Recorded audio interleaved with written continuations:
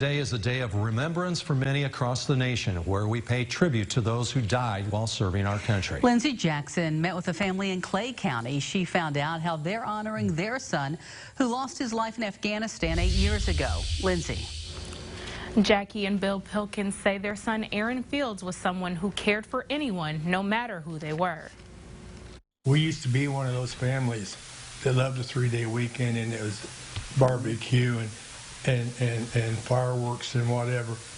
When Aaron died, the real meaning of Memorial Day hit. Aaron Fields served in the U.S. Army as a specialist. Jackie Pilkins says her youngest son was the light of her life. He was the best part of me, and I'm very proud of him.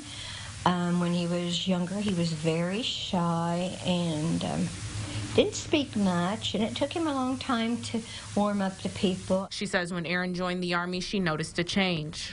And then when he went into the Army, it really built up his inner strength. It built up his ability to talk to people and just to be an all-around great guy.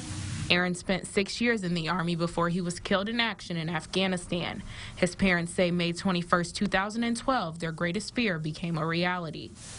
The only blessing that we had was that morning he had called and talked to his mom.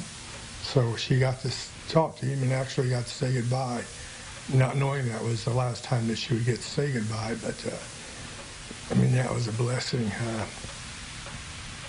And then it was just a whirlwind. It was just a whirl after that. Yeah. They say they want to make sure Aaron's name lives on forever by helping others in his honor. They're going to get some kind of surprise in some way, I don't know. Maybe it'd be a big breakfast basket or a big lunch basket or something really special to others who do something really wonderful. And I plan on putting in a card telling them about Aaron and one of his big posters like we've got over there on the door. Every year on May 21st, Aaron's family and friends come together to celebrate his life.